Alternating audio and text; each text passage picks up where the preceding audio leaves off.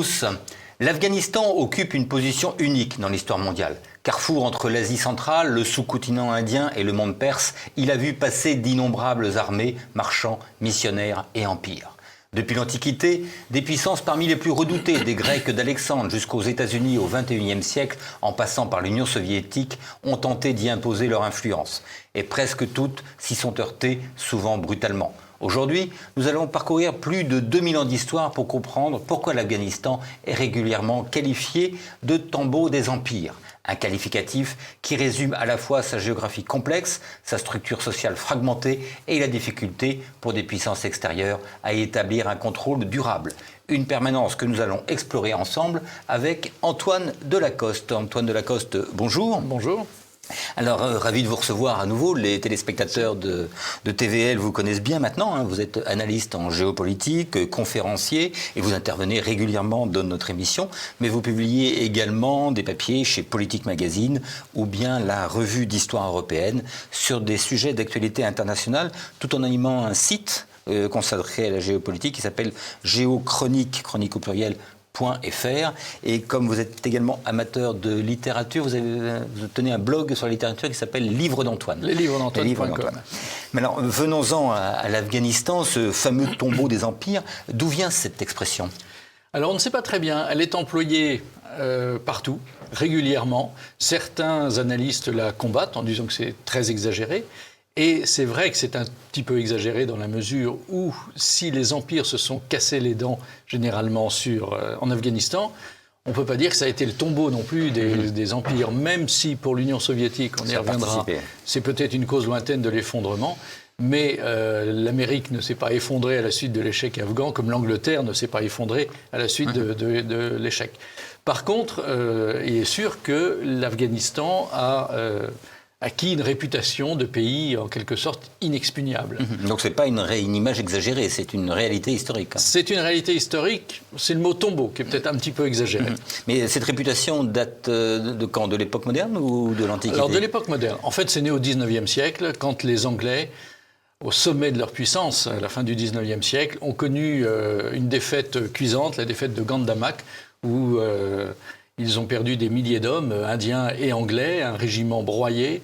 Et pour l'Angleterre, ça a été une immense humiliation.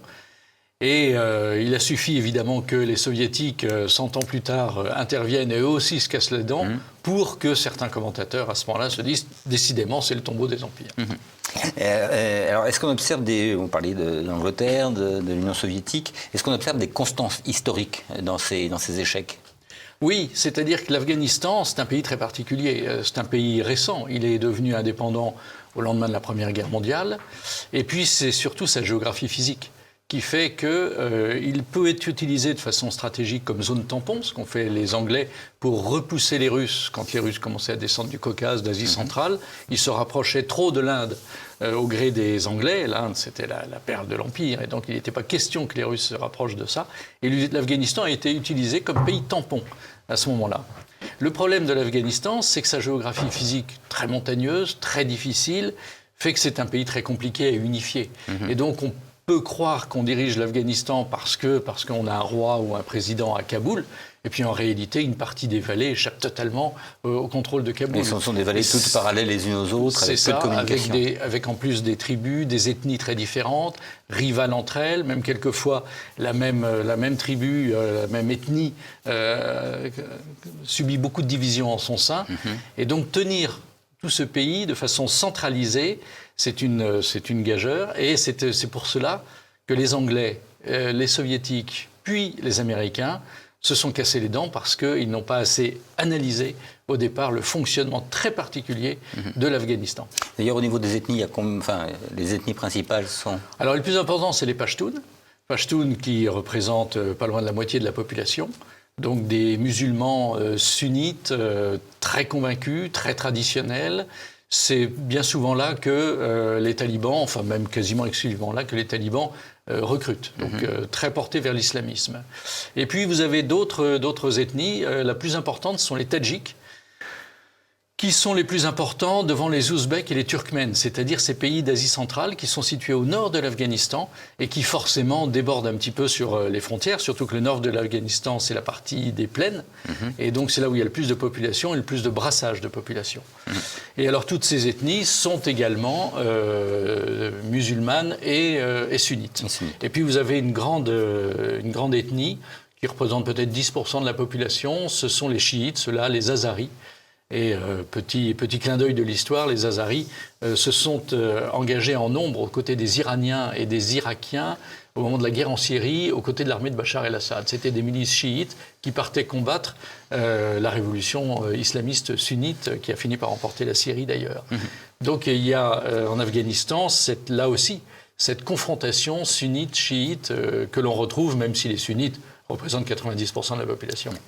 Alors, je disais qu'on va remonter 2000 ans d'histoire. Donc, dans l'Antiquité, quels grands empires ont tenté de conquérir l'Afghanistan? Alors, les Perses, les premiers. Là, on remonte 2500 ans d'histoire, même, parce qu'on est en 500 avant Jésus-Christ. Darius et quelques autres ont mis la main sur l'Afghanistan, sur une partie de l'Afghanistan, la partie qu'ils pouvaient contrôler, mais elle a été intégrée à l'Empire perse. Et puis ensuite, après il y a eu l'aventure évidemment d'Alexandre le Grand. Oui, quand on parle de Perse, on parle forcément d'Alexandre. Voilà, qui a battu les Perses et qui est allé, qui a traversé l'Afghanistan et qui est allé jusqu'en Inde, comme chacun sait. Benoît Méchain raconte ça remarquablement dans sa biographie d'Alexandre, qui se lit comme un roman. Et les Afghans, à ce moment-là, on ne parlait pas d'Afghans d'ailleurs, on ne parlait pas d'Afghanistan non plus, ont conquis ce territoire. Mais l'empire d'Alexandre a été éphémère, comme chacun sait. Et donc ensuite, il y a eu une succession d'invasions, soit des Tadjiks, soit des Pashtuns, des tentatives de prendre le contrôle, et jusqu'à l'invasion arabe du 7e siècle, qui va islamiser le pays, qui jusqu'à présent n'était pas islamisé, eh bien l'Afghanistan va connaître une espèce d'anarchie qui venait d'un petit peu partout. C'était un pays qui n'était absolument pas unifié. Et donc ce sont les Arabes qui Ce n'était que des tribus par vallée. C'était des tribus par vallée, en réalité, plus la plaine du Nord contre l'Asie centrale, d'où déjà la présence des Tadjiks, des Ouzbeks et tous les autres. Donc les Arabes passant par l'Iran vont... C'est ça. Les Arabes donc quittent les sables d'Arabie après la mort de Mahomet en 632. Ils conquièrent la Terre Sainte. Et puis ensuite, la Perse, ils ne vont pas vraiment la conquérir. Ils vont l'islamiser, mais conquérir la Perse, c'était quand même très compliqué. Les Arabes n'étaient pas assez nombreux. Ils vont donc passer, sans s'arrêter, juste en s'assurant que les Perses s'islamisent. Et puis après, ils vont s'intéresser de près à l'Afghanistan, qu'ils vont également islamiser. Mais tout comme en Perse, ils vont faire que passer. Ils vont islamiser par la terreur. Et ensuite, ils vont repartir. Ils ne vont pas faire souche. Vous n'avez pas d'ethnie arabe conséquente en Afghanistan. Ils ont toujours été considérés comme des envahisseurs. La répression contre ceux qui n'étaient pas musulmans a été très rude. Il n'y avait quasiment pas de chrétiens à ce moment-là, mais il y avait des bouddhistes, il y avait des polythéistes en nombre, il y avait même des zoroastriens qui venaient de Perse. Et tout ça a été réprimé de façon assez sévère. Donc ils ont islamisé de force, selon la tradition quand même. Et puis ensuite, ils ont tenté de tenir le pays, et tout ça a volé en éclats au moment des invasions de Gengis Khan. Et là, ils n'étaient pas assez nombreux pour tenir le pays qui ne tenait que partiellement. Mais ils ont quand même réussi cette islamisation assez générale de l'Afghanistan. Et donc Gengis Khan est venu jusqu'en Afghanistan? Alors oui, il a ravagé l'Afghanistan, enfin ce qu'il pouvait ravager, c'est-à-dire pas toutes les montagnes, pas toutes les vallées, ça c'était compliqué. Mais il a ravagé Kaboul, il a ravagé le nord, et puis il a poursuivi sa route, même s'il y a des descendants de Turco-Mongols qui se trouvent en Afghanistan, ils sont quand même assez peu restés dans l'ensemble. Et donc, il y a eu quelques Mongols qui sont restés, qui ont fait souche après avec des Turkmènes. Donc, ça a donné cette ethnie turco-mongole, dont d'ailleurs les Tadjiks sont plus ou moins issus. C'est assez compliqué, tous ces brassages. Alors, vous dites ravager Kaboul. Est-ce qu'on peut dire que c'était une belle ville, Kaboul? Enfin, non, c'était pas une belle ville. C'est pas une civilisation florissante. Non, contrairement à Delhi, la ville de Delhi en Inde, qui deviendra New Delhi après, qui elle était beaucoup plus belle. Il n'est pas resté pierre sur pierre. Et ensuite, ils ont poursuivi jusqu'en Perse, où ils ont absolument tout ravagé. Et ils vont finalement se fixer dans la Russie actuelle, avec un très grand territoire qu'on appellera la Horde d'Or, que les Russes vont reconquérir petit à petit, mais ça va être long et fastidieux. C'était quand même, c'était des sauvages. Ils n'ont pas bâti grand-chose, même si aujourd'hui des historiens essayent de réhabiliter cette Horde d'Or, mais enfin dans l'ensemble, les destructions, tout le système hydraulique iranien a été détruit. C'était un système hydraulique absolument magnifique, somptueux. Il n'en est pas resté une pierre, on n'a jamais su le reconstruire. Ils ont fait des dégâts irrémédiables, ces Mongols de Gengis Khan. Et ils ont peu construit quand même. Donc ils n'ont rien laissé derrière eux. Ben non, c'était des nomades. Alors ne pas confondre avec les Mongols, les Moghols. Donc là, Moghols. On arrive à quelle époque Alors avec les Moghols, c'est l'Empire moghol. Qui sont-ils? Avant d'être colonisé par les Anglais, l'Inde a été conquise en fait par des familles qu'on appellera empire moghol, M-O-G-H-O-L. Et cet empire moghol, à partir du moment où il va conquérir une partie de l'Inde, seulement une partie, le nord de l'Inde, le sud de l'Inde a été unifié avec le nord beaucoup plus tardivement, parce qu'il y a une barrière naturelle, une barrière montagneuse entre les deux, qui font qu'il y avait une partie de l'Inde qui était dirigée par les uns, une partie de l'Inde, l'autre partie, le sud, dirigée par d'autres. Donc avant qu'on réussisse à unifier, il va se passer quelques siècles. Donc ça s'orientait surtout vers le nord et vers le nord-ouest, vers Delhi, et ensuite vers l'Afghanistan actuel. Et c'est là où la famille Durrani prendra le pouvoir au XVIIIe siècle, en quelque sorte sortant de l'empire moghol, pour essayer de donner à l'Afghanistan sa première unité, et c'est la partie de Kaboul qui va donc ces Moghols viennent du nord de l'Inde. Viennent du nord de l'Inde, absolument. Absolument. C'est la première, c'est une ethnie, en fait, c'est une ethnie de l'Inde. C'est la première qui va réussir à faire un empire de l'Inde. D'accord, parce que Durrani est un moghol? Oui, à l'origine, oui, tout à fait. Donc là, on peut dire que c'est la naissance de l'État afghan? Non, pas tout à fait. La naissance de l'État afghan, il faudra attendre un petit peu plus longtemps, mais enfin, en tout cas, c'est le début d'un semblant d'unité afghane. Mais c'est géographiquement quand même assez limité. Assez limité.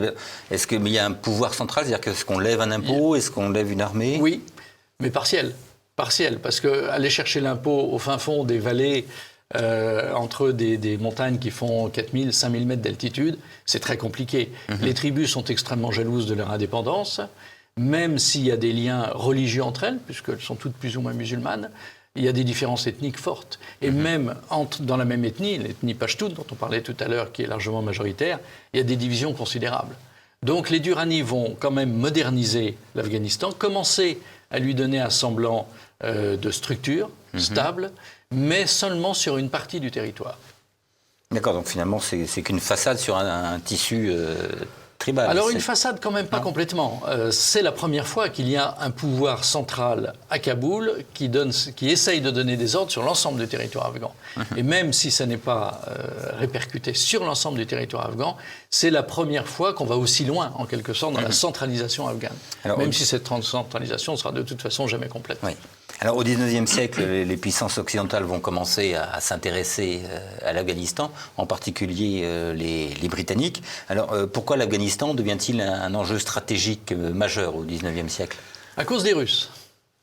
La confrontation russo-anglaise qu'on observe aujourd'hui en Ukraine, c'est assez intéressant de constater d'ailleurs que les plus déchaînés parmi les Occidentaux, par les Polonais et les Baltes, ce sont les Anglais. On a l'impression de revivre un petit peu le grand jeu, cette expression inventée par Rudyard Kipling, pour qualifier cette opposition entre les Russes qui descendent donc du Caucase et de l'Asie centrale et les Anglais qui veulent à tout prix préserver l'Inde. Donc ils vont vouloir envahir l'Afghanistan, mettre fin à la dynastie des Durrani et faire de l'Afghanistan un État tampon qui va leur permettre de mettre une barrière quand même très importante. L'Afghanistan, c'est un pays conséquent, et avec en plus donc des montagnes très difficiles, compliquées à franchir, et donc de mettre cet obstacle face aux Russes pour empêcher les Russes de lorgner vers l'Inde. C'est pas d'ailleurs complètement certain que les Russes aient envie de lorgner vers l'Inde. Eux, ils cherchent les mers du Sud, essentiellement. L'Inde n'était pas le chemin le plus court. À ce moment-là, passer par le Pakistan actuel, vous me direz, c'était l'Inde à l'époque, mais sans entamer complètement l'Afghanistan, descendre directement vers le Sud. ça pouvait aussi être une solution. Donc les Anglais ont agi de façon préventive, en quelque sorte, pour empêcher toute velléité. Et donc, ils se sont pour ça appuyés sur le pays afghan. Et donc, ils déposent les Durrani. Alors, ils envahissent Kaboul, oui. Et c'est la première guerre. On peut dire que qui tient Kaboul tient l'Afghanistan. Alors, tient quand même une partie de l'Afghanistan. C'est une partie qui est quand même accessible, elle est située tout près de l'Inde. On gère avec ça, au moins, au minimum, toute la partie nord-est de l'Afghanistan. Et les plaines côtières du nord-ouest ne sont pas si loin, et donc on règne aussi sur les plaines du nord-ouest. Évidemment, les vallées, c'est compliqué. Et puis le sud-ouest, c'est du désert. Donc ça, l'intérêt stratégique est moindre, parce que c'est impossible à tenir. C'est d'ailleurs pas là que les habitants sont. Ils sont essentiellement dans les plaines côtières du nord-ouest. Donc ils vont envahir Kaboul. Simplement, là, ils vont se heurter aux successeurs des Durrani. Il y a une autre famille qui a pris la suite, qui s'appelle la famille des Barakzai. Et ce sont eux qui vont se lancer dans la guerre contre les Anglais. Il y a un chef qui s'appelle Dost Mohammad, et c'est un peu aussi contre lui que les Anglais ont envahi l'Afghanistan, pas seulement contre les Russes, parce que ce Dost Mohammad voulait l'indépendance de l'Afghanistan sans aucune influence anglaise, et donc les Anglais ne pouvaient pas le tolérer, il fallait contrôler l'Afghanistan pour empêcher les Russes d'y pénétrer. Donc il va y avoir une guerre là, qui va durer 3 ans. Pour pouvoir faire une guerre, il faut une certaine unité, il faut pouvoir rassembler. Donc il a réussi à rassembler les tribus. L'Afghan, oui. Contre les Anglais. Oui, absolument. Il a rassemblé des Pashtuns, essentiellement. Les Tadjiks sont pas trop dans l'histoire, les Ouzbeks et les Turkmènes non plus. Et c'est une grande partie des Pashtuns qui vont être intéressés par le fait de confisquer le pouvoir aux Anglais. Et de toute façon, pour eux, il n'était pas question. Même en dépit de leur division, il n'était pas question pour eux de laisser les Anglais mettre la main sur Kaboul. Symbole à ce moment-là quand même du début de pouvoir central qui existe en Afghanistan. Et alors, les Anglais s'installent à Kaboul. Est-ce qu'il y a des postes avancés également dans les montagnes, dans le désert ? Alors, entre Kaboul et l'Inde, oui, ça c'est complètement conquis. Par contre, ils ne vont pas tellement plus loin. Un peu dans les plaines côtières, mais c'est quand même un peu compliqué.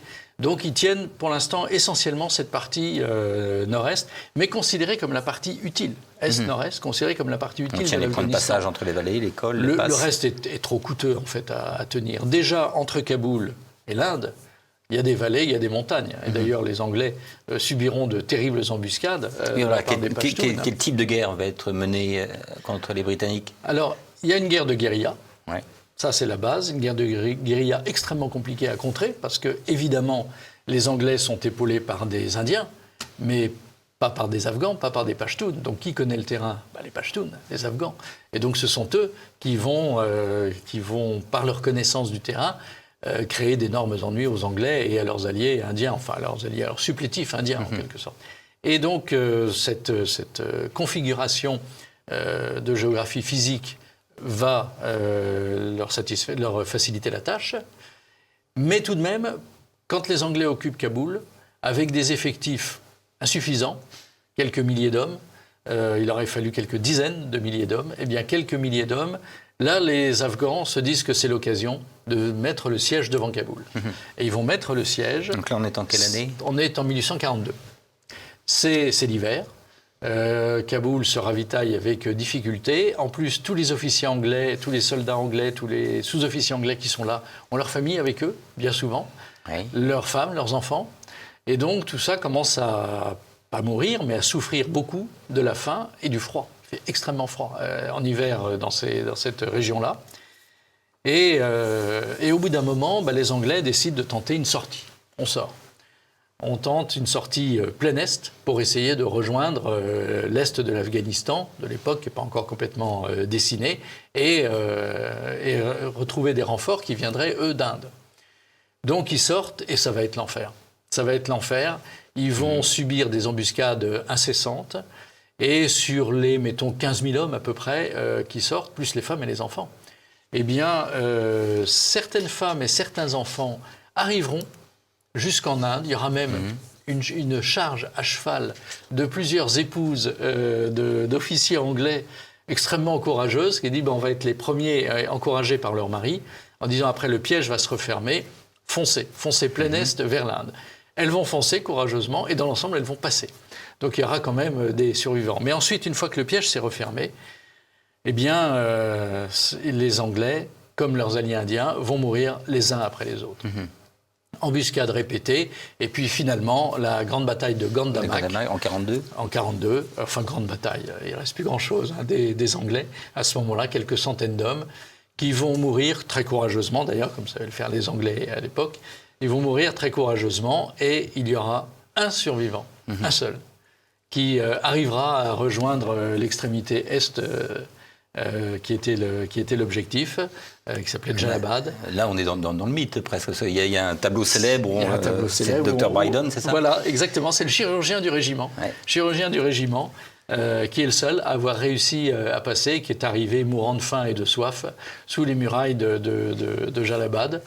Et pour les Anglais, ça a été un choc. Ça a été un choc. On ne parlait que de ça en Angleterre. La grande armée anglaise, humiliée par des Pashtuns considérés comme des tribus à peine civilisées, que tu d'ailleurs pas... Enfin, c'est un peu exagéré. Mais en revanche, des guerriers redoutables. Mais des guerriers redoutables, et qui connaissaient par cœur le terrain. C'est ça aussi qui a fait la différence. Effectif insuffisant, certainement sous-estimation de l'adversaire et connaissance du terrain insuffisante.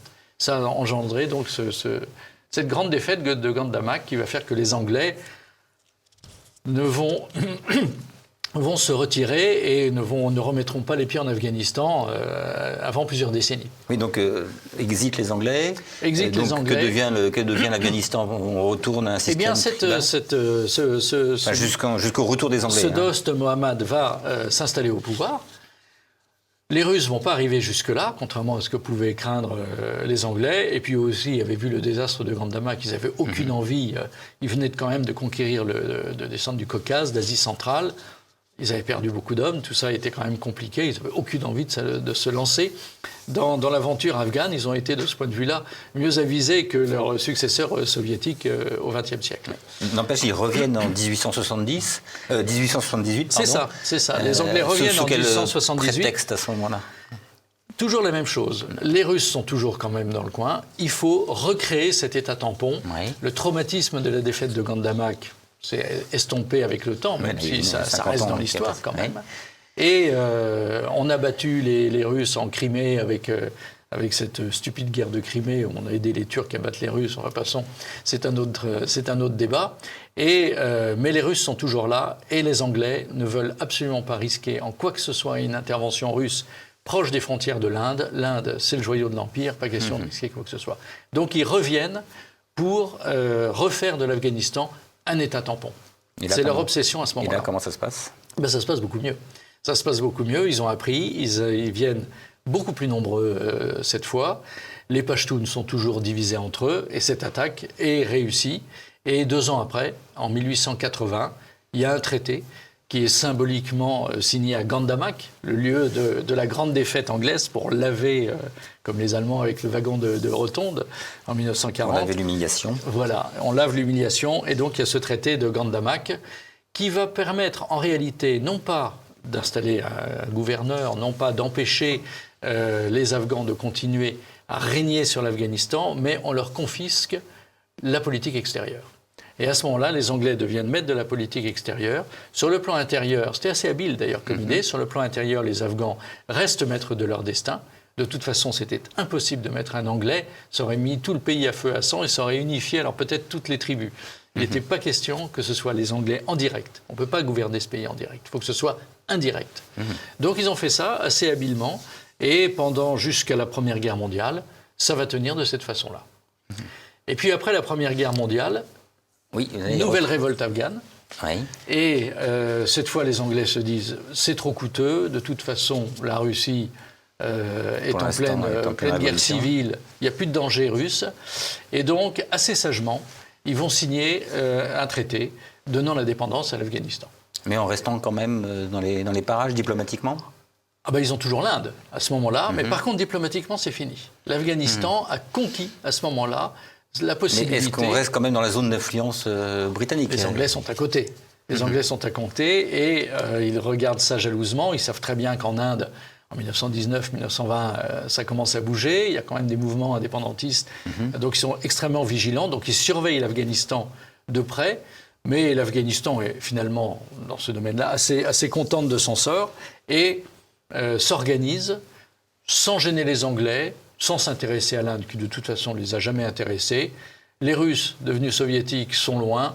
Les Anglais sont relativement tranquilles de ce côté-là. Et donc là, qui est au pouvoir ?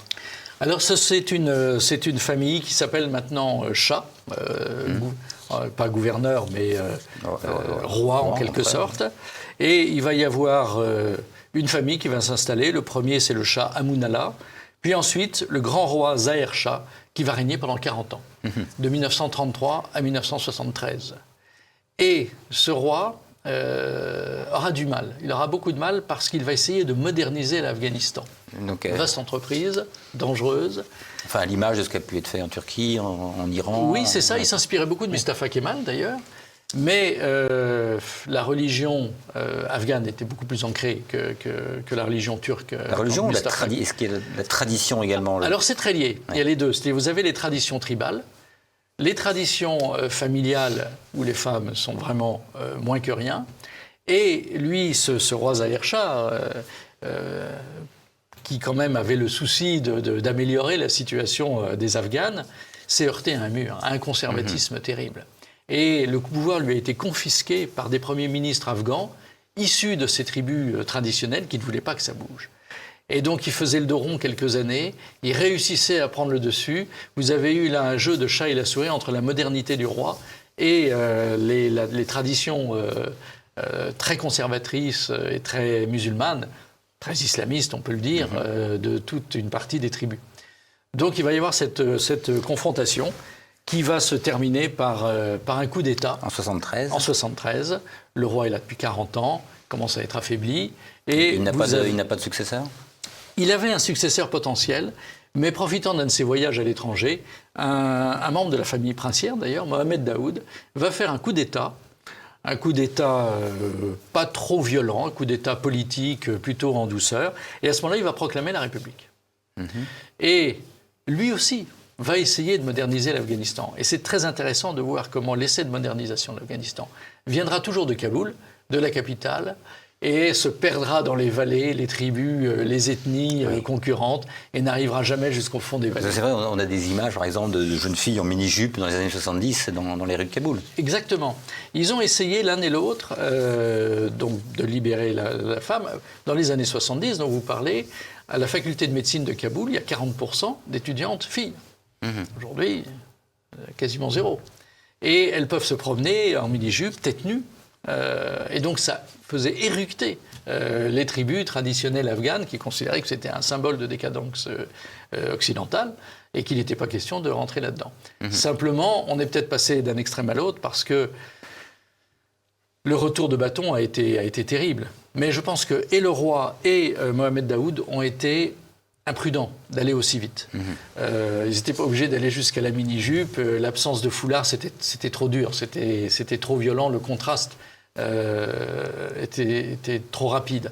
Et en réalité, ça n'a jamais pénétré la ville des vallées. Et donc, après, ça a été pire, d'une certaine façon.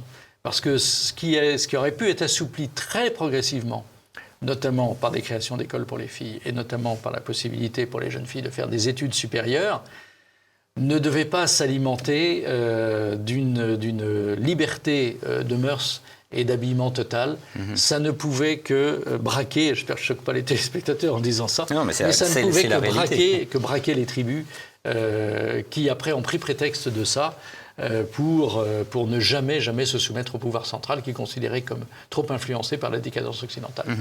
Donc là c'est 73, alors pourquoi est-ce que 6 ans plus tard l'URSS décide-t-elle d'envahir l'Afghanistan ?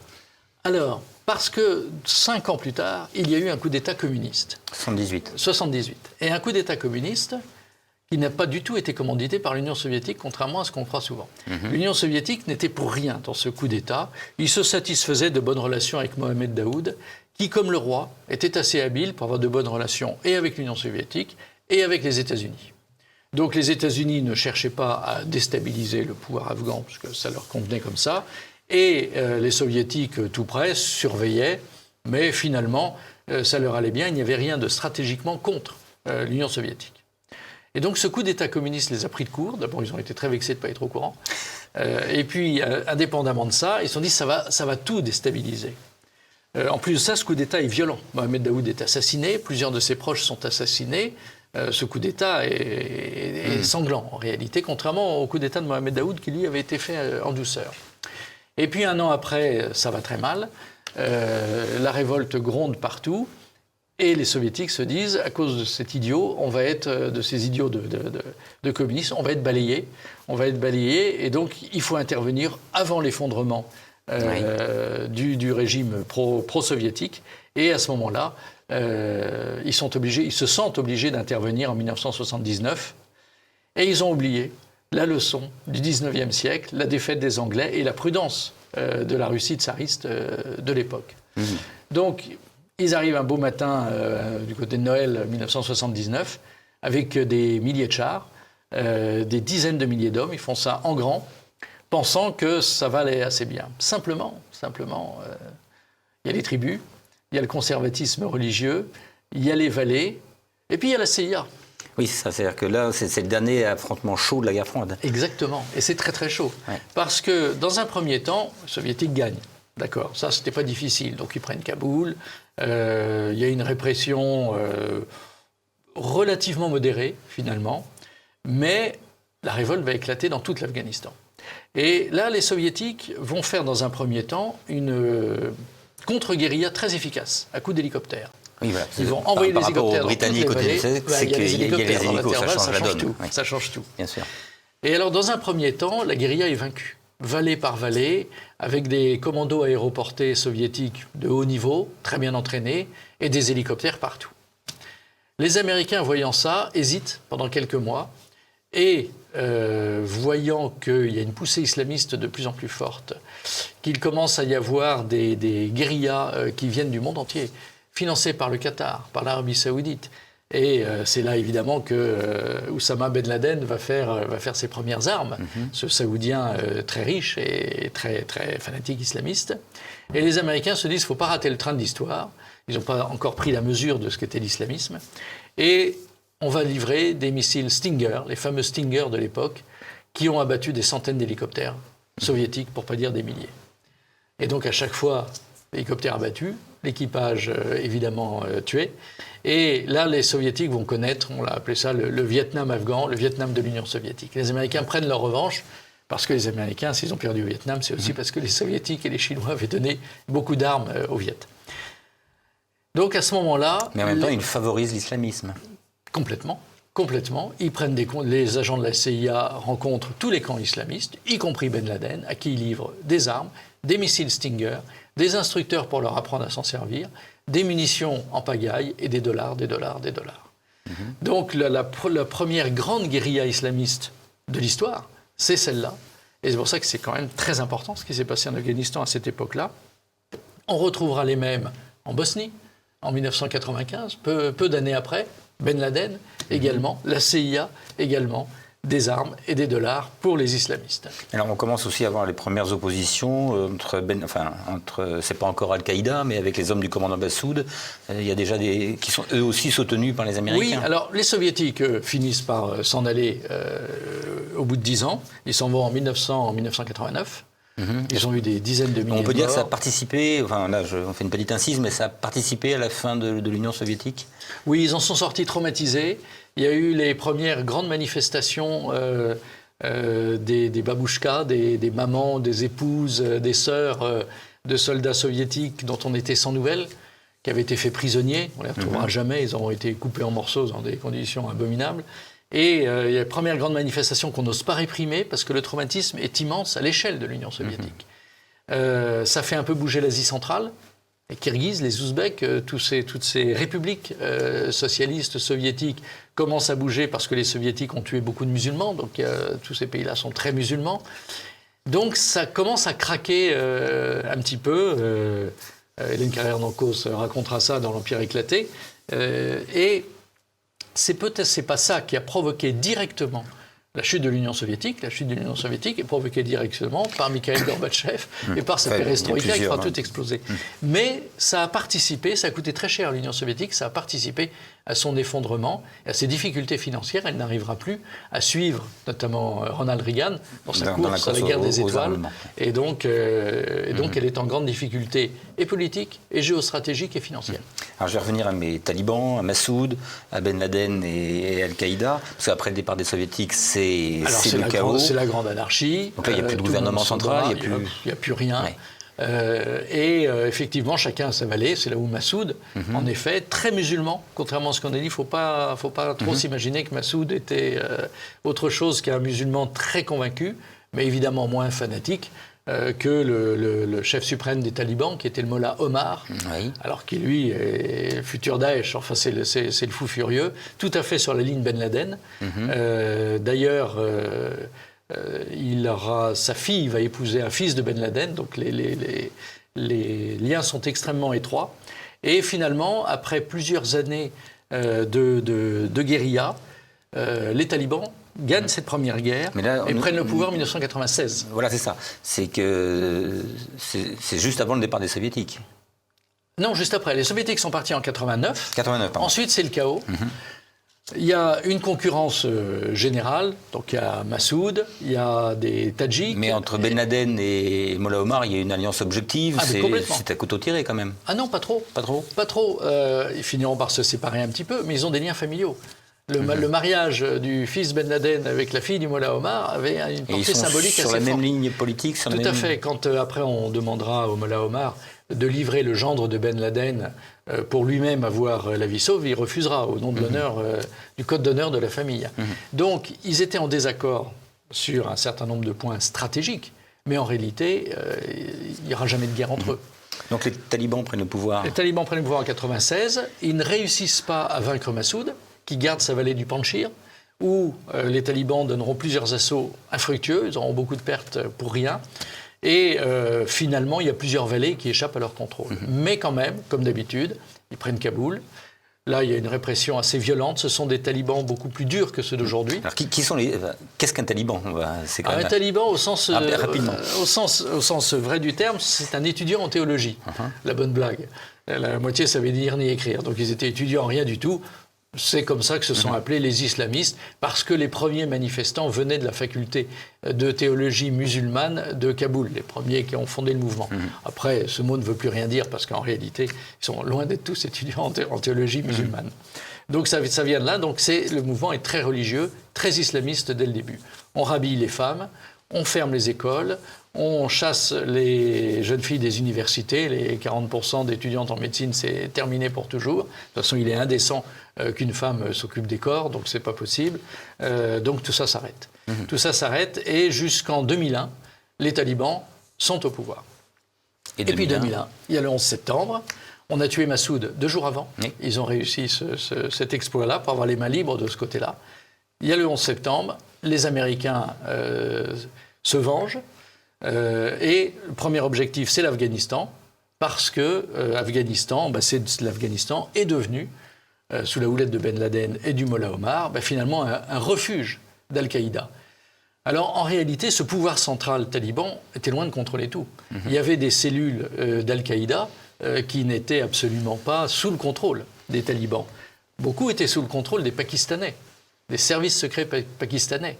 Parce que la ligne de séparation, la frontière qu'on appelait la ligne Durand à la fin du 19e siècle, du nom d'un officier anglais, pas français, il faudrait dire Durand peut-être, eh bien cette frontière coupait le pays Pashtun en deux.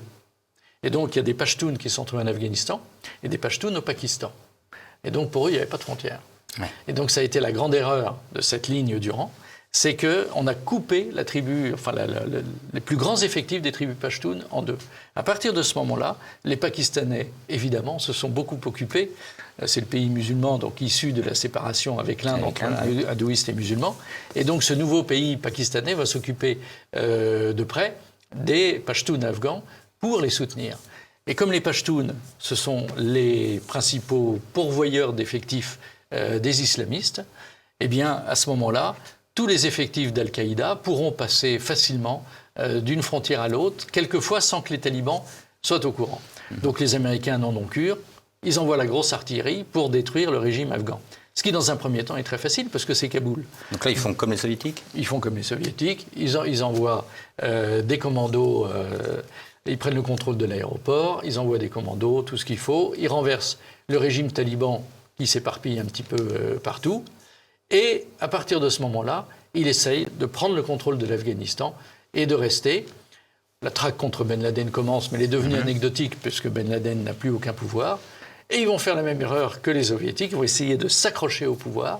Ils vont dépenser des milliers de milliards de dollars pour pas grand-chose, pour une défaite finale, avec un pays qu'ils n'auront jamais pu contrôler. Ils vont mettre un homme à eux, Hamid Karzai. Ils n'ont jamais tenté de le reconstruire ni de le sécuriser. Ah, mais le sécuriser. De toute façon, le sécuriser, c'est impossible.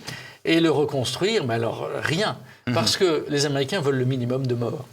Et donc, ils vont pas trop faire comme les Soviétiques, des hélicoptères dans les vallées, un peu quand même, mais là aussi, il y a des missiles. Donc c'est compliqué. D'ailleurs, quelquefois, des missiles Stinger, rescapés de la guerre contre les Soviétiques. Donc ils seront très prudents là-dessus. Ils enverront des commandos, mais c'est compliqué, ils vont perdre quand même dans l'affaire plusieurs milliers d'hommes. Nous, les Français, on va venir les aider. Donc, comme on le sait, on va perdre plusieurs dizaines de parachutistes dans des embuscades. Et, in fine, ils vont se contenter de bombarder massivement, tenir Kaboul. Quand à un endroit, ils repèrent un camp, ils bombardent massivement. Ils tuent plus de civils que de militants islamistes, de guérilleros islamistes. Et ils vont susciter contre eux une haine complète, totale. Et donc, quand Trump arrive au pouvoir, il va dire, mais en 2016, donc la première fois quand il a gagné les élections, il va dire, mais qu'est-ce que c'est que cette histoire d'Afghanistan ? Ça nous coûte des milliers de milliards pour rien. Il est temps quand même de songer au départ. Et l'obsession de Trump, comme maintenant, est déjà chinoise, en réalité. Donc tout ce qui peut permettre de perdre de l'énergie et de l'argent doit être éliminé impitoyablement. Alors Trump n'a pas le temps de mener ça à bien, même s'il commence à y avoir des négociations à Doha, le Qatar joue les bons offices, entre les talibans et le pouvoir afghan, mais que les talibans méprisent totalement, il est d'ailleurs totalement corrompu, et les Américains. Là-dessus, il y a les élections 2020, Biden est élu, et lui va prendre la décision assez surprenante de partir de façon précipitée. Et ça va être la grande débâcle. Il continue la politique de Trump, mais d'une manière... Alors il continue, mais au bout d'un moment, il dit c'est bon, d'accord, on s'en va. D'accord. Donc ils n'ont rien obtenu, mais rien. L'armée afghane n'est pas prête. Les effectifs, c'est d'ailleurs assez drôle de voir le détail, les effectifs étaient sur le papier. Il y avait des dizaines de milliers d'hommes qui n'existaient pas, des régiments entiers qui étaient des régiments fantômes, des armements qui avaient été vendus, dispersés. Le régime afghan va mourir de sa corruption endémique en réalité. Et donc, après le départ américain, le dernier avion quitte dans des conditions épouvantables. Oui, on a tous en tête les images de l'aéroport de Kaboul, avec des gens qui s'accrochent aux ailes, qui après tomberont, mourront. Enfin, bon, le dernier avion américain... Donc, là, il y a encore eu, effectivement, abandon des populations civiles. Totalement, et abandon de ses alliés. Oui. En août 2021, il y avait 1000 moyens de faire ça autrement. Ils avaient décidé de rendre le pouvoir aux talibans. Ça ne pouvait pas être quelqu'un d'autre que les talibans. On a cru, à un moment donné, on a fait semblant de croire que le régime d'Hamid Karzai pouvait se maintenir. Mais c'était une gageure, il n'y a plus eu d'armée. Et en quelques semaines, les talibans ont pris Kaboul. Et donc, en 2021, dès 2021, les talibans reviennent. Donc, ils ont été chassés par les Américains en 2001. Et 20 ans après, et 3 000 milliards de dollars plus tard, les Américains ont longtemps dit c'est juste 1 000 milliards de dollars. Puis, pas de chance, il y a un sénateur américain qui a fait des calculs précis, qui a dit c'est 3 000 milliards de dollars tout ça pour à l'arrivée, rendre le pouvoir aux talibans. Bravo. Belle opération. Et alors aujourd'hui, les talibans, c'est pas Daesh non plus. Ils veulent pas. Alors c'est pas Daesh. Ils veulent pas sortir du pays. C'est pas drôle non plus. Non. Quand je dis c'est pas Daesh en termes de politique extérieure, si je peux dire, il n'y a pas de volonté d'expansion. Alors aucune volonté d'expansion. Oui. On est afghan, on le reste. C'est pas Daesh non plus en politique intérieure. On n'égorge pas tout le monde. Daesh, c'était quand même effrayant. À ce niveau de sauvagerie, on a rarement atteint ça par les Turcs au moment des génocides arméniens ou assyro-chaldéens, mais c'est une autre histoire. Mais ce niveau de sauvagerie, on a rarement vu ça quand même, Daesh. Les talibans, c'est pas ça. Alors, ils ferment les écoles pour les filles, Plus personne n'a le droit de faire des études. Les jeunes femmes, ou d'ailleurs les femmes de tous âges, dont on voit une mèche de cheveux, se font taper dessus, fouetter. Ils ne peuvent pas sortir seuls. C'est vraiment dur, surtout pour les femmes. En revanche, ça n'est pas effectivement l'égorgement général de l'ensemble de ceux qui ne sont pas complètement d'accord avec eux. Il y a une certaine tolérance, mais qui ne va pas au-delà de l'islamisme sunnite. C'est-à-dire que les chiites, par exemple, sont constamment persécutés. Régulièrement, vous avez des kamikazes talibans ou de Daesh, parce que Daesh a toujours quelques points d'appui au sein de l'Afghanistan que les talibans n'arrivent pas à réduire. Et c'est d'ailleurs eux qui, au moment de l'évacuation d'août 21, provoqueront un attentat suicide qui tuera 14 soldats américains. La photo des 14 casques avec les fusils fichés en terre est restée pour ça célèbre. Et donc ces talibans-là sont moins fous que Daesh et ils sont plus pragmatiques aussi, ils veulent durer. Ils veulent durer. Donc ils ont laissé les Chinois qui étaient un peu implantés, ils les ont laissés tranquilles. Oui. D'ailleurs c'est facile avec les Chinois parce qu'ils sont très pragmatiques, les Chinois. On travaille avec ceux qui sont au pouvoir, peu importe leurs idées, peu importe leur religion, ça n'a aucune importance. Ce qu'il faut, c'est commercer. Ce sont des gens pragmatiques, c'est des commerçants, des vrais commerçants de ce point de vue-là. Donc ils ont continué à laisser les Chinois tenir une partie du pays sur le plan purement commercial. C'est la grande sagesse des Chinois, c'est de ne jamais s'intéresser à la géopolitique locale, enfin de la comprendre, mais de ne pas aller plus loin. Et par ailleurs, ils ont essayé de garder de bonnes relations avec la Russie. Ouais. La Russie, évidemment, observait le départ des Américains avec un petit sourire en coin, évidemment. Imagine. Et finalement, au bout d'un moment, les talibans ont fait des travaux d'approche, relayés toujours par les Saoudiens et les Qataris. Saoudiens et Qataris qui avaient joué un rôle. Aujourd'hui, l'Arabie Saoudite et un peu le Qatar ont beaucoup changé de ce point de vue-là. L'époque où on finançait les révolutions islamistes, c'est terminé. L'Arabie Saoudite ne veut plus de ça. Donc, par l'intermédiaire des Saoudiens et des Qataris, les talibans ont fait des travaux d'approche envers la Russie, qui est en train de reconnaître maintenant le régime des talibans. Donc c'est une défaite géopolitique américaine très importante. Et ça va être le mot de la fin, il nous reste 30 secondes. Est-ce que c'est parti pour durer, les talibans, d'après vous? Alors avec l'Afghanistan, il faut être très très prudent. Pour l'instant, on ne voit pas ce qui pourrait renverser ce régime. Il n'y a aucune force importante, même le fils Massoud, qui s'agite un peu toujours dans le nord, dans le Panjshir, n'a pas assez d'hommes à sa disposition. Et donc on ne voit pas quelle est la force aujourd'hui qui pourrait renverser le régime des talibans, d'autant qu'aucune force de l'extérieur ne viendra maintenant. Non, ils ont tous compris. Ça va. Antoine Delacoste, bon. Merci infiniment de cet éclairage historique et géopolitique. Et à bientôt pour une prochaine émission. On a encore plein de sujets à aborder. La prochaine fois, ce sera la Géorgie. La Géorgie, avec grand plaisir. Bien. Merci. C'était Passé Présent, l'émission historique de TVL, réalisée en partenariat avec la revue d'histoire européenne. Alors, avant de nous quitter, n'oubliez pas de cliquer sur le pouce levé sous la vidéo et bien sûr de vous abonner à notre chaîne YouTube. Merci et à bientôt.